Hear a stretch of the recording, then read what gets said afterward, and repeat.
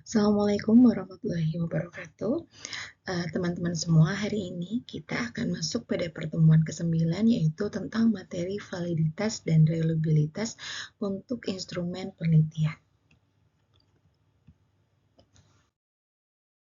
Nah, pokok bahasan yang kita bahas hari ini adalah nanti kita akan membahas dua hal yang utama yaitu definisi dari validitas dan juga reliabilitas. Ini adalah gambaran antara target panah dengan hasil tembakan saat latihan memanah. Jadi katakan yang hitam lingkar-lingkar itu adalah papan target dan kemudian titik-titik hijau itu adalah hasil tembakannya yang sudah tertancap di papan target. Kita lihat ada 3 hasil. Yang pertama adalah pada papan target A, kemudian papan target B, dan kemudian papan target C. Pada target papan A di sini kita lihat anak panahnya ini mengumpul arah tembakannya itu hampir selalu sama, akan tetapi karena targetnya itu adalah hitam di tengah, di sini terlihat bahwa meskipun arah tembakannya itu sudah istilahnya sama terus konsisten ya, akan tetapi dia tidak sampai ke targetnya. Jadi salah target. Sementara kalau kita lihat di hasil tembakan yang B, itu adalah dia tembakannya itu kayak sporadis gitu ya, ke kanan ke kiri, nggak nyampe ke target. Ada yang nyampe ke target ya, utama di tengah, tapi banyak juga yang melenceng dari target. Itu adalah B ya. Dan kemudian yang C, di sini terlihat dia itu hasil tembakannya bisa selalu konsisten ya, salah-salah sedikit, ada yang keluar satu, dan selalu sampai bisa dikatakan masih dalam area target, seperti itu. Nah, ketiga hal ini merupakan gambaran ya tentang bagaimana kita melakukan pengumpulan data atau hasil pengukuran dari variabel yang kita lakukan. Kita bisa bayangkan bahwa kalau misalkan pada papan A, kita seperti memiliki hasil pengukuran yang ajak, konsisten, tapi kok tidak sesuai target atau nggak akurat. Sementara kalau yang B, hasil pengukurannya itu sudah nggak konsisten, nggak sampai ke target pula, atau dalam artian tidak akurat atau tidak valid.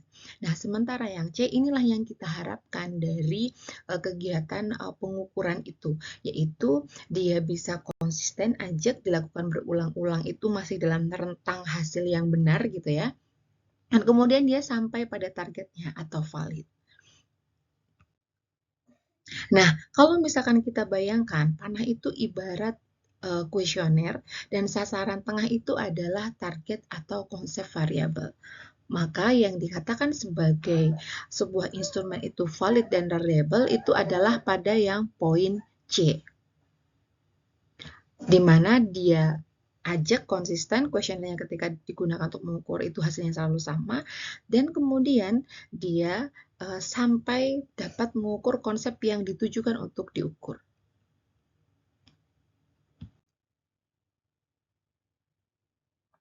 Maka ya kita bisa ambil kesimpulan bahwa misalkan yang A ini sudah dapat konsistennya, kalau yang B itu nggak konsisten dan tidak akurat, sementara yang C, inilah yang kita harapkan dari sebuah instrumen yang seharusnya dimiliki gitu ya, kriteria harus dimiliki oleh instrumen penelitian, yaitu bisa mengukur suatu konsep secara konsisten dan juga akurat. Maka ya, kita ganti kata konsisten itu dengan kata reliable dan akurat itu adalah menggambarkan valid ya. Maka ketika teman-teman hari ini kita akan belajar tentang validitas dan reliabilitas, maka hari ini kita sebenarnya sedang belajar bagaimana sih kita mengukur atau istilahnya memastikan bahwa instrumen yang kita gunakan itu bisa ajak atau konsisten gitu ya, atau istilahnya reliable, dan juga dia bisa benar-benar mengukur konsep atau indikator-indikator yang ingin diukur dari sebuah variabel atau disebut sebagai valid.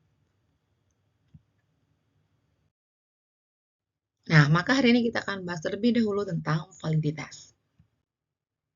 Jadi validitas itu adalah merujuk pada sejauh mana suatu pengukuran itu dapat mengukur konsep sesungguhnya dari konsep yang ingin diukur.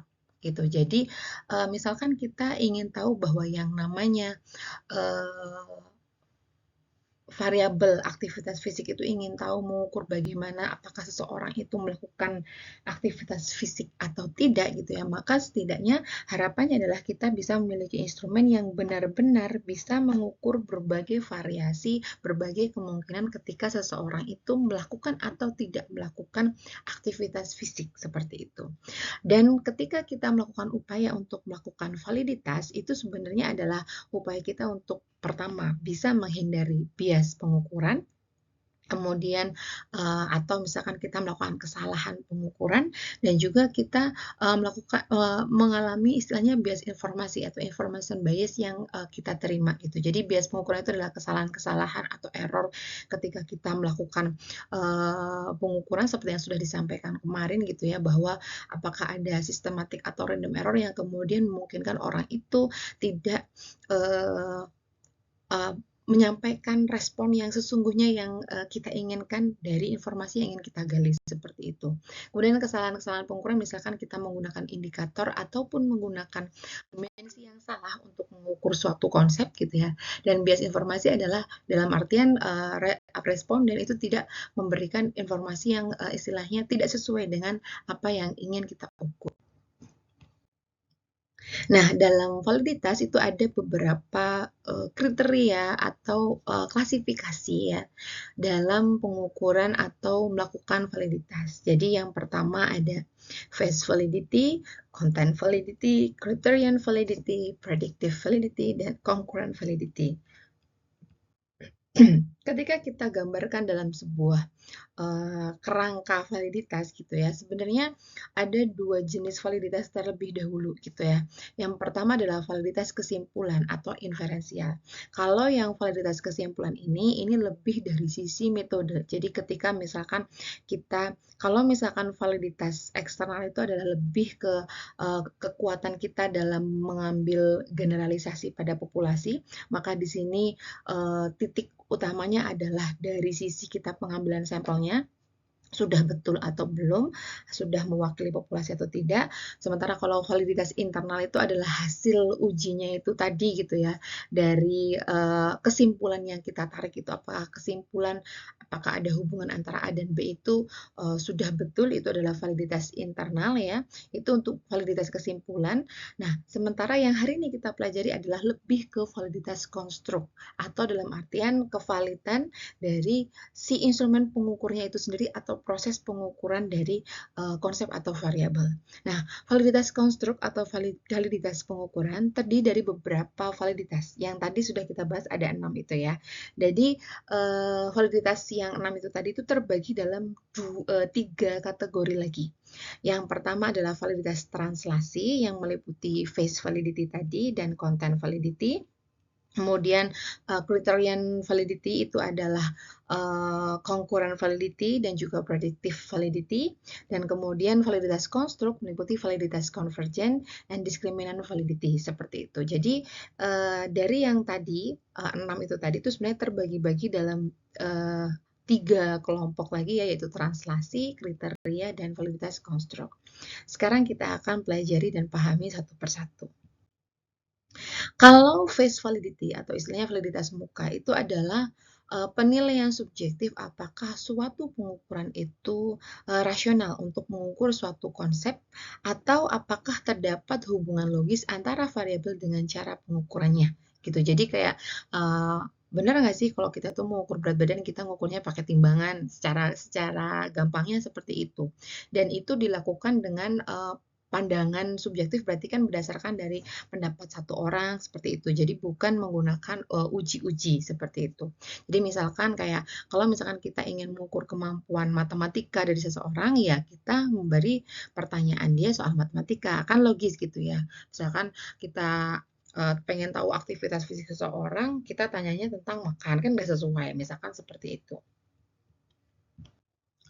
Nah, validitas muka itu memang dia subjektif ya, penilaian yang subjektif biasanya dilakukan oleh ahli atau pakar di bidangnya. Jadi memang kita mungkin misalkan kita habis bikin kuesioner gitu ya, kita konsultasikan kepada ahli yang memang dia itu berkecimpung di bidang tersebut seperti itu. Jadi yang kita lakukan adalah misalkan kita punya instrumen, kemudian kita tanyakan kepada ahlinya. Misalkan kita lagi mau membuat kuesioner tentang pengukuran kualitas pelayanan tertentu.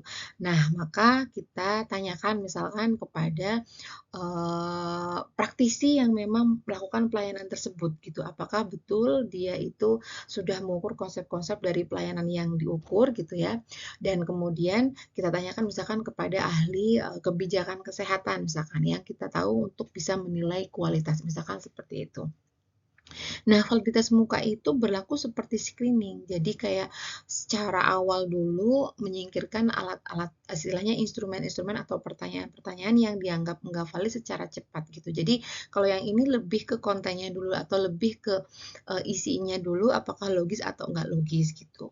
Terus kemudian juga bertujuan untuk memperoleh kuesioner yang lugas, eksplisit dan tidak multitafsir. Nah, tadi misalkan ada ambiguitas, kata-kata yang istilahnya kemarin kita bahas dalam instrumen misalkan kayak double barrel question ya, yang dalam satu pertanyaan dia mengandung dua pertanyaan lagi yang kemudian bisa membuat orang bingung gitu. Nah, itu adalah dilakukan di tahap validitas muka.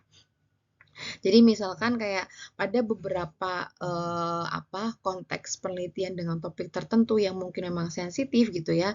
Misalkan apakah diperlukan misalkan untuk memperhalus kata atau misalkan kayak memang sengaja membuat kata yang tidak terlalu lugas tujuannya adalah misalkan menghindari responden menjawab lebih ke sesuai dengan harapan norma di masyarakat bukan yang sejujurnya. Misalkan kayak yang kemarin kayak pertanyaan-pertanyaan konteksnya tentang perilaku seksual atau tentang mengukur sebuah apa yang seharusnya dilakukan oleh seorang profesi tertentu yang mana itu akhirnya dijawab normatif gitu ya atau yang seharusnya dilakukan seperti itu. Oke, jadi misalkan Anda bertanya apakah sering berhubungan seksual dengan wanita tunasusila atau misalkan sering berkencan. Nah, ini dihaluskan dengan kata berkencan gitu. Jadi biar kayak nggak langsung gitu. Tapi itu pada konteks-konteks tertentu ya. Yang lainnya ya sebaiknya memang ya yang lugas seperti itu. Kemudian berikutnya adalah content validity. Jadi di bagian validitas translasi ada dua ya tadi face validity dan kemudian berikutnya adalah content validity. Kalau content validity itu lebih ke validitas isi. Jadi apakah pengukuran itu benar-benar sudah mengambil semua indikator-indikator untuk mengukur semua konsep gitu. Jadi misalkan kita bisa bayangkan bahwa soal tambah-tambahan aja, misalkan ditambah 1 tambah 2 itu sebenarnya nggak bisa cukup untuk mengukur apakah seseorang itu punya kemampuan matematika yang baik misalkan. Karena kita tahu bahwa matematika itu pengoperasian bilangan itu kan bisa macam-macam, bisa sampai ke tambah-tambahan, kemudian pembagian, perkalian dan sebagainya. Maka misalkan kemampuan matematika seseorang hanya diukur dengan soal tambah-tambah saja gitu ya, maka kita bisa katakan, wah itu tidak mengukur semua konsep yang hendak diukur, misalkan seperti itu. Atau contoh lain adalah, misalkan kita membuat kuesioner tentang kontrol penggunaan tembakau yang dilaksanakan. Kita tahu secara teori bahwa yang namanya mengontrol penggunaan tembakau itu nggak cuman kayak sekedar kebijakan KTR di sekolah aja, misalkan kayak nggak boleh ada yang merokok di suatu wilayah sekolah, misalkan seperti itu. Sebenarnya kita tahu bahwa dalam pengontrolan penggunaan tembakau itu ada beberapa komponen lain yang penting yang termasuk itu adalah bentuk kontrolnya. Misalkan kayak harus ada bagaimana tentang pajaknya, bagaimana apakah ada pembatasan penjualannya, apakah ada pembatasan dalam hal mengiklankannya seperti itu. Jadi dalam artian untuk kita dapat menilai validitas isi itu adalah kita memang pertama harus tahu secara teoritis ya, secara teoritis konsep dari sebuah teori konsep tersebut, konsep sebuah variabel tersebut itu terdiri dari dimensi-dimensi apa saja dan kemudian dia bisa diukur dengan indikator apa saja dan memastikan semua indikatornya itu ada yang digunakan untuk mengukur sebuah konsep gitu. Jadi kalau yang content validity itu lebih ke secara teoritisnya itu apakah sudah semua masuk atau belum. Nah, nanti derajat validitas isi juga sering dikatakan sebagai derajat relevansi dan cakupan operasionalisasi konstruk yang ingin diukur gitu. Jadi kayak akhirnya apakah relevan atau enggak berdasarkan definisi operasional yang kemudian sudah dituliskan itu apakah relevan dengan hasil dari pengukurannya itu untuk menggambarkan konsep gitu. Itu adalah untuk validitas isi ya. Nah, misalkan contohnya tadi ya, kalau kita tahu bahwa dalam definisi operasional penelitian kita pengetahuan itu terjadi beberapa domain, misalkan domain meliputi konsep, manfaat dan dampak, dan makanan yang mencegah, dan kemudian dia sudah di breakdown dalam beberapa indikator, dan kemudian sudah memunculkan jumlah itemnya, maka nanti kita bisa apa istilahnya bisa hitung untuk kemudian kita tahu apakah dia itu bisa sesuai untuk menggambarkan antara satu konsep dengan konsep yang lain. Jadi secara basic idenya adalah nanti kita akan menghitung gitu ya. Kalau misalkan suatu konsep itu saling terhubung, seharusnya dalam setiap poin-poin kriteria pertanyaan-pertanyaan ini dia akan memiliki hubungan dengan jumlah total skornya.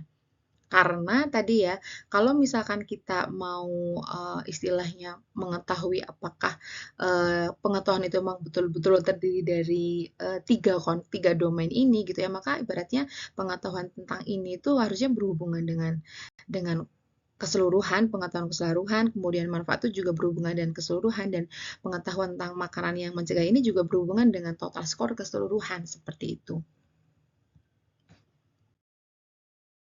Contoh lain misalkan pada komponen yang kemarin saya contohkan ya tentang persepsi kebutuhan. Jadi dia ada beberapa poin-poin. Nah, poin-poin ini nanti per item-itemnya itu seharusnya dia berkorelasi dengan skor totalnya gitu. Karena kita punya bayangan bahwa orang yang punya mempersepsikan kebutuhan pelayanan kesehatan reproduksi itu dia butuh, maka dia kayak punya rasa bahwa dia enggak apa, misalkan dia punya masalah kesehatan, merasa dia itu membutuhkan, makanya kemudian dia menyatakan perlu untuk memeriksakan ke tenaga kesehatan, misalkan seperti itu. Jadi, maka nanti dalam pengukurannya itu kita akan mengukur nilai-nilai dari per item ini yang kemudian dihubungkan dengan nilai total dari variabel tersebut. Dan kemudian untuk memastikan bahwa secara isi itu benar gitu ya, juga adalah tidak hanya sekedar konten, tapi juga instrumen pengukur atau istilahnya respons ya, respons itu diukur dengan benar. Misalkan kayak sikap itu ya diukur dengan kuesioner yang mencirikan pengukuran sikap bukan perilaku. Karena tataran pengukuran sikap dengan pengukuran perilaku itu berbeda. Karena kalau sikap itu belum sampai dia itu dilakukan, masih kayak dari sisi pandangan atau pendapat, tapi kalau misalkan perilaku itu sudah benar-benar dia itu dilakukan. Pertanyaannya adalah pertanyaan apakah dia melakukan atau tidak melakukan sesuatu, seperti itu. Tentunya respons atau jenis jawaban untuk pertanyaan-pertanyaan tertentu itu sangat khas ya. Misalkan kayak pengetahuan itu responnya ya biasanya benar salah atau multiple choice. Sementara kalau persepsi sikap itu biasanya pakai skala Likert ya. Jadi apa namanya? Pakai skala Likert untuk tahu apakah skala 1 sampai 5 gitu yang biasanya dibagi dari tidak setuju, kemudian setuju, sangat setuju misalkan seperti itu. Sementara kalau perilaku itu ya berarti biasanya respon jawabannya di antara iya atau tidak, apakah melakukannya itu jarang, tidak pernah, sering, atau selalu, misalkan seperti itu.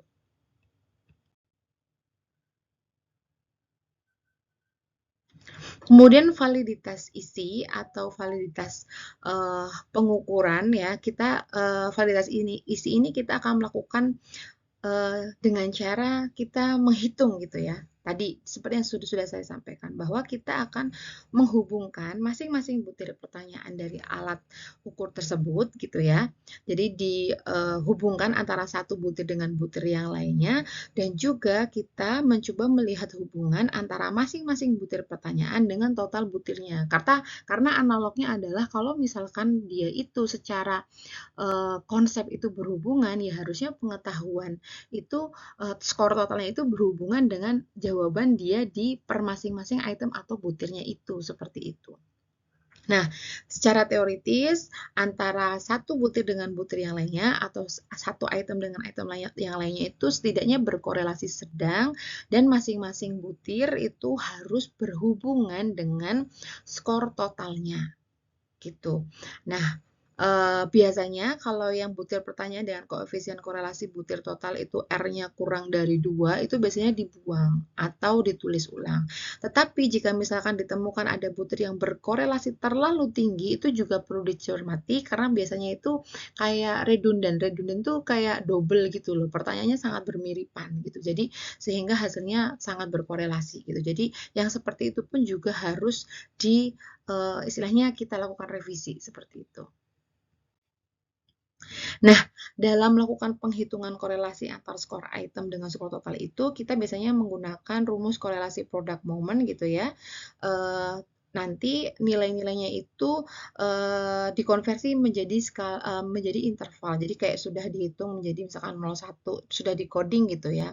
Sudah di-coding atau kita bisa menggunakan rumus yang lain yaitu kita menggunakan rank experiment. Nanti ujinya teman-teman saya yakin ini udah belajar ya dulu waktu di manajemen data kan sudah belajar validitas reliabilitas. Jadi saya rasa teman-teman sudah bisa, tinggal secara teoritisnya kita mantapkan di sini.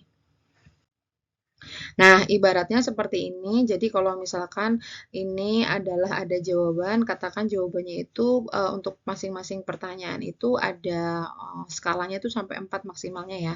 Dari 1 sampai kemudian 4 misalkan gitu. Terus kemudian ini adalah hasil scoringnya dimasukkan, kemudian ini di sebelah sini yang jumlah ini itu adalah butir total. Jadi dia disamkan, dijumlahkan dari jawaban orang responden A ini, jawaban totalnya itu disamkan berapa jumlahnya seperti itu.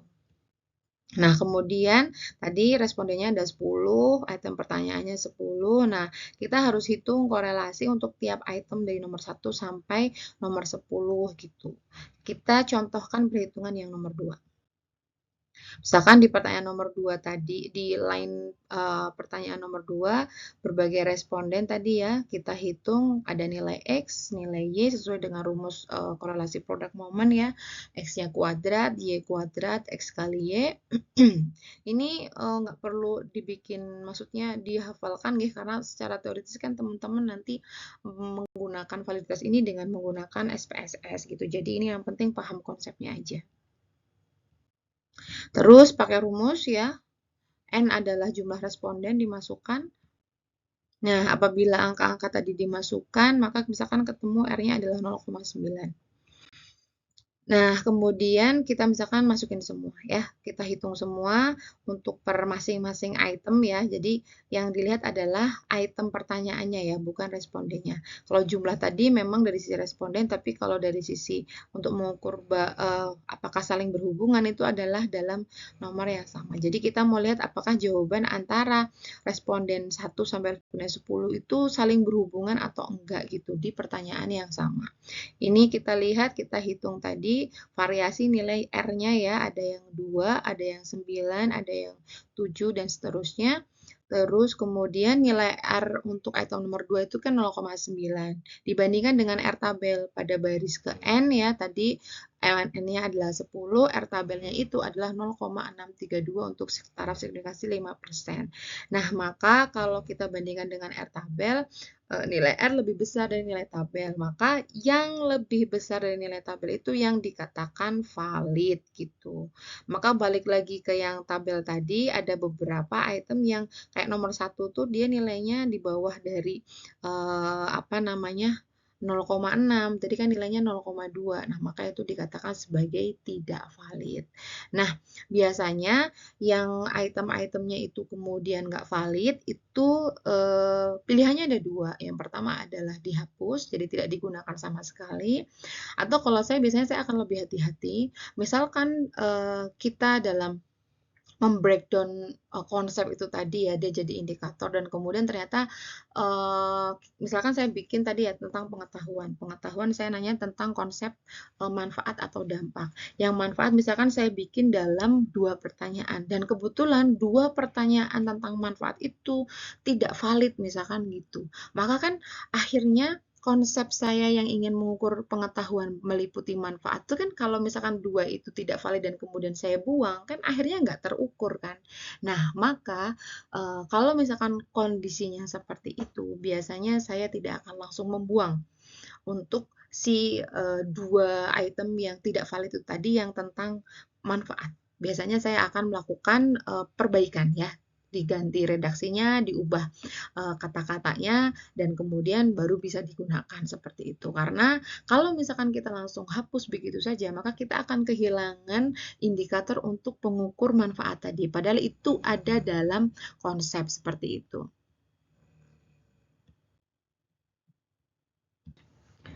Berikutnya adalah bagian dari validitas kriteria.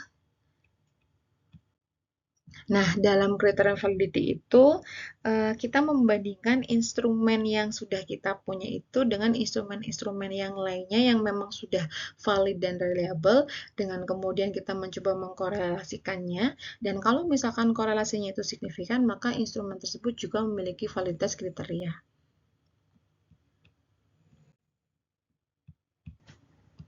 Ada dua jenis validitas kriteria, yaitu validitas waktu atau concurrent. Ya, kalau concurrent itu adalah validitas yang ada ketika satu pengukur berhubungan dekat dengan pengukuran lainnya. Misalkan ya, kita lagi membuat instrumen untuk mengukur stres. Nah, biasanya itu kan instrumen untuk mengukur stres itu atau secara konsep sendiri ya, stres itu kan sangat hubungan dengan coping stres. Maka seharusnya kalau misalkan kita mau membandingkan validitas dari instrumen stres yang mau kita lakukan, itu kita bisa korelasikan dengan misalkan instrumen yang mengukur coping stres yang sudah pernah ada, seperti itu. Kemudian ada juga yang namanya predictive validity atau validitas prediktif. Ini biasanya nilai pengukuran pada satu pengukuran itu bisa memprediksi nilai pengukuran lainnya yang memiliki kondisi atau kriteria yang sama. Misalkan contoh yang lain adalah misalkan kayak kalau kita mau lihat skor ketahanan aerobik dari seseorang itu, kita bisa juga lihat dari apakah dia itu sering maupun memang intens melakukan olahraga, karena biasanya ketahanan aerobik orang itu kan akan semakin meningkat kalau dia itu sering dan juga kalau olahraga itu cukup istilahnya intensitasnya tinggi seperti itu. Jadi intinya pada validitas kriteria itu kita mau menghubungkan antara satu konsep dengan konsep yang lainnya yang memang dia itu berhubungan dan kita uji instrumennya apakah dia itu berkorelasi. Kalau dia berkorelasi maka dia itu biasanya instrumen kita valid seperti itu. Dan kemudian di jenis validitas yang berikutnya ada validitas konstruk terdiri dari konvergen dan juga diskriminan.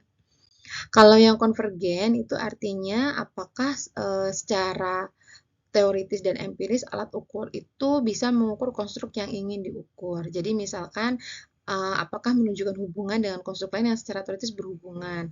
Misalkan kecemasan itu berhubungan dengan berkeringat atau dia itu kemudian denyut jantungnya itu meningkat dan misalkan perilaku seseorang mondar-mandir. Nah, misalkan ada alat pengukur kecemasan yang kemudian diukur dengan tadi ya beberapa kondisi fisik tuh misalkan dia itu berhubungan, maka dia dikatakan bahwa dia itu instrumennya itu valid untuk mengukur kecemasan seperti itu. Intinya prinsipnya hampir bermiripan dengan yang tadi ya.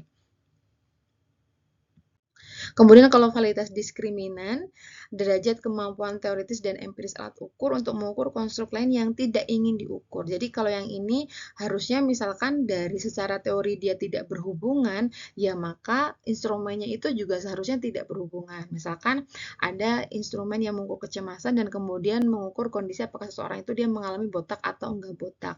Terus harusnya kan dia nggak berhubungan kan karena secara teoritis tidak berhubungan. Maka kalau misalkan kita punya instrumen dan instrumen itu kita hubungkan dengan suatu hal yang benar-benar berbeda konsepnya dengan yang kita teliti, nah kemudian dia nggak berkorelasi, ya berarti instrumen kita sudah valid seperti itu. Oke ya, sekarang kita masuk ke bagian reliabilitas. Kalau reliabilitas itu adalah derajat konsistensi suatu pengukuran gitu. Apakah Baik, reliabilitas itu adalah derajat konsistensi suatu pengukuran. Biasanya alat ukur yang reliable atau istilahnya ajek atau konsisten itu lebih kecil kemungkinannya untuk mengalami error gitu ya. Nah, hasil reliabilitas juga berarti hasil pengukuran itu seharusnya menunjukkan hal yang sama ketika mengukur suatu fenomena yang sama dan itu dilakukan berulang-ulang. Nah, jenis reliabilitas itu ada beberapa tes reliabilitas untuk mengukur keajekan atau kekonsistensian tersebut, yaitu melalui tes retest reliability, kemudian internal consistency reliability, dan inter-rater reliability. Kita nanti bahas satu-satu nih. Oke, kalau yang internal konsistensi itu adalah untuk ngecek apakah dia itu secara satu instrumen itu dia memang konsisten untuk dilakukan jika misalkan dilakukan pengukuran berulang-ulang. Kita menggunakan ujinya itu biasanya yaitu Alpha-Cronbach, kemudian teknik belah dua atau split half, dan juga menggunakan Kuder-Richardson ya atau KR20 dan KR21. Sementara kalau yang pengujiannya itu masuk dalam konsistensi eksternal, itu biasanya kita kayak test and retest. Berarti kalau yang test and retest itu dilakukan uji pengukuran 2 kali dan kemudian ekuivalen dan juga gabungan.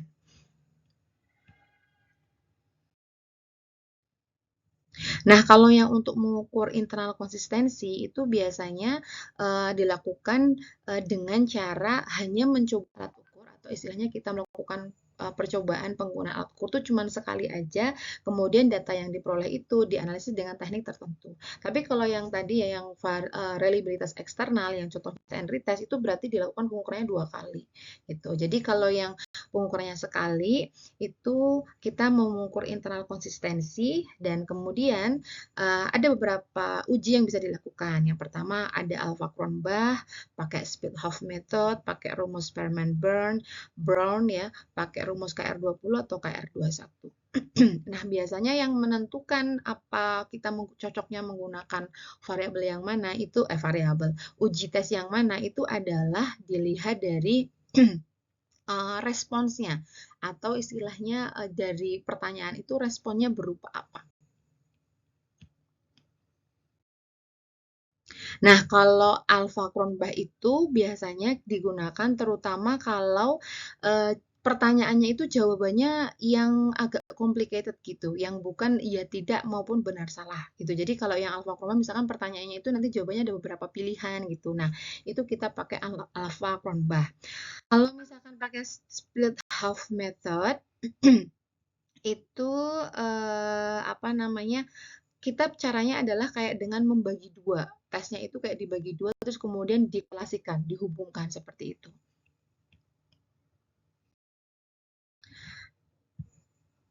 Jadi kalau yang rumus Sperman-Brown ini adalah contoh rumus Sperman-Brown, ini adalah rumus KR20 gitu ya. Biasanya kalau yang kayak gini itu hanya digunakan untuk yang jawabannya benar salah gitu. Jadi yang jawabannya ya tidak itu kita pakai rumus-rumus yang ini.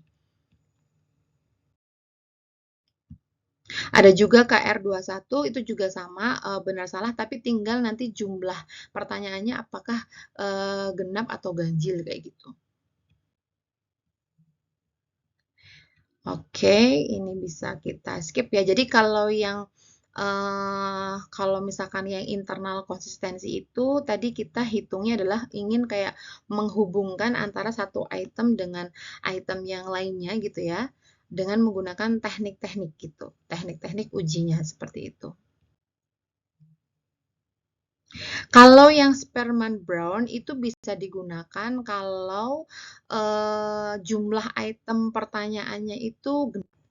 Jadi bisa dibagi dua. Makanya tekniknya disebut sebagai teknik belah dua menggunakan formula Spearman Brown. Jadi Spearman Brown digunakan kalau itemnya itu genap. Langkahnya kayak mengelompokkan item ganjil dan item genap secara random, kemudian dijumlahkan skornya, kemudian dikorelasikan gitu pakai korelasi product moment. Terus nilai korelasinya dimasukkan ke rumus Sperman-Brown untuk mencari koefisien reliabilitas. Ini kalau pakai SPSS cuma tinggal di klik centang-centang gitu ya. Jadi istilahnya lebih mudah. Kita tidak akan secara teoritis untuk menghitung-hitung, tapi cukup sebagai gambaran aja. Ini adalah rumusnya. Jadi setelah ketemu R-nya itu R-nya dimasukkan. Koefisien R yang dari korelasi per itemnya tadi dimasukkan dalam rumus ini. Itu nggih, jadi kayak kita bagi dua, kelompok ganjil, kelompok genap, kemudian totalnya yang pertanyaan ganjil, totalnya pertanyaan genap, itu dikelompokkan antara responden, sudah dihitung, terus kemudian masing-masing dihubungkan hasilnya yang pakai XY, XY tadi ya rumusnya korelasi kan seperti itu. Sudah misalkan ketemu R-nya 0,97. Terus dimasukin dalam tadi Sperman Brown-nya, kemudian dapat R reliabilitasnya adalah 0,985. Kalau misalkan KR20 itu kalau misalkan instrumennya itu ganjil. Jadi misalkan jumlah pertanyaannya itu 31, kan nggak bisa dibagi dua kan, masih ada yang ketinggalan satu. Nah, pakainya ujinya KR20 gitu. Kalau KR20 lebih ribet ya, ada harus mencari nilai-nilai tertentu terlebih dahulu. Kemudian baru bisa dimasukkan dalam hitungan untuk menghitung mencari R-nya itu. Gitu. Terus kalau KR21 itu sama, ini juga yang ganjil juga, tapi ini kayak cara hitungnya beda. Ada upaya, intinya sama sih KR21 atau 20, intinya sama-sama untuk yang ganjil, tapi cara hitungnya beda gitu. Nih bisa di skip ya. Intinya kalau yang KR20 tuh nilai KR-nya biasanya nilai R-nya lebih tinggi dengan KR21, tapi kalau KR20 tuh ada cara untuk menghitung sigma P dan Q yang biasanya langkahnya itu lebih panjang gitu. Jadi lebih ribet kalau dihitung manual, tapi kalau dihitung SPS ya sama aja sih. Terus, nah ini yang biasanya yang paling sering digunakan ya. Kalau misalkan tesnya itu nggak punya pilihan, nggak cuman dua gitu, jadi bisa macam-macam. Bisa pilihan banyak pertanyaan. Nah, ini biasanya yang paling sering digunakan yang alpha Cronbach, terus kemudian cut off minimal alpha Cronbach untuk sebuah alat ukur itu adalah 0,6 sampai 0,7 ya. Biasanya minimalnya 0,6 lah, kalau 0,6 tuh sudah bisa diterima. Kalau misalkan nilai alfa Cronbachnya 0,8, nah itu yang bagus gitu, itu berarti yang sempurna. Tapi kalau yang minimal 0,6 sudah bisa diterima. Dan kemudian ada lagi reliabilitas yang eksternal ya, test and retest. Kalau test and retest ini mencobakan 2 kali. Instrumennya sama, respondennya sama, tapi waktunya beda gitu. Itu kalau yang test retest reliability. Kalau equivalent itu diukur cukup sekali, tapi instrumennya beda pada responden yang sama, waktu yang sama. Itu untuk melihat nilai equivalent. Kalau yang gabungan dengan cara mencoba 2 alat ukur yang equivalent itu beberapa kali ke responden yang sama, jadi kayak gabungan antara test and retest dan equivalent. Ini kemungkinan tidak digunakan sih ya teman-teman, karena sekedar pengetahuan saja, karena otomatis biasanya yang 2 kali atau 2 responden itu kan ribet gitu. Jadi maka ya kita biasanya cukup mengukur internal konsistensi aja dengan memilih uji yang sesuai dengan jumlah pertanyaan dan juga jenis jawaban pertanyaannya itu gitu. Oke ya, tes retest tadi ya yang diulang. Ini intinya sama gitu teman-teman, ada cara hitungnya, diukur skor yang pertama, skor yang kedua kayak gimana, terus kemudian dikorelasikan dengan skor pengukuran yang kedua sama seperti validitas ya tadi yang koefisien product moment, terus kemudian nanti dilihat R-nya itu berapa dan dibandingkan dengan R tabel. Kalau misalkan dia lebih tinggi, maka instrumennya dikatakan reliable seperti itu. Oke, intinya kalau yang tadi sebelum tes and retest itu harus dipikirkan selang waktu yang pasti gitu. Yang penting biar kayak kalau dites ulang itu kan orang kan akan masih inget ya pertanyaannya apa dan mungkin jawabannya dia masih ingat gitu. Jadi harusnya selang waktunya itu sekitar 15 sampai 30 hari gitu. Itu untuk ngetes. Makanya ini kalau untuk penelitian yang strata 1 ya agak nggak mungkin sih ya kita punya selang waktu selama ini seperti itu untuk hanya sekedar menguji instrumen. Memang pada intinya pengukuran instrumen jika ingin sempurna dan sangat ideal dalam penelitian itu memang penelitian itu nggak bisa dilakukan secara singkat seperti itu. Maka misalkan dalam kondisi teman-teman melakukan penelitian skripsi dengan waktu yang kita katakan ada batasnya gitu ya, ya memang setidaknya kita memenuhi level minimal dari setiap tahapan yang dilakukan. Jadi misalkan kayak nanti akan dipilih tipe uji reliabilitas yang internal konsistensi aja, yang istilahnya bare minimum gitu, yang paling mungkin kita lakukan. Sebenarnya secara idealnya atau bagusnya itu kita akan lebih baik kalau kita sampai melakukan tes and retest, misalkan seperti itu. Jadi sekedar pengetahuan teman-teman bahwa apa yang teman-teman lakukan nanti gitu ya, di skripsi itu sebenarnya ya bisa dikatakan bare minimum dari sebuah penelitian itu seharusnya dilakukan. Kalau mau lebih sempurna gitu ya, itu sangat banyak cara untuk hal-hal yang harus dilakukan untuk kemudian sampai benar-benar sempurna baik dari sisi instrumennya itu kuat, kemudian pengukurannya sendiri, waktu jumlah respondennya dan sebagainya seperti itu. Gitu ya. Jadi pengetahuan ini untuk memberikan perspektif pada kita bahwa apa yang nanti kita lakukan itu sebenarnya masih bare minimum gitu. Sebenarnya jauh lebih sempurna dari ini tuh masih banyak seperti itu. Ya, nggih, ini cukup namanya pengetahuan saja cara ngukurnya. Dari situ pokoknya intinya dihubungkan antara perhitungan yang pertama dan perhitungan yang kedua dan kemudian dilihat nilai R-nya, R-nya dibandingkan dengan nilai tabel. Kalau dia lebih dari nilai tabel maka dikatakan reliable seperti itu. Oke, terima kasih. Assalamualaikum warahmatullahi wabarakatuh.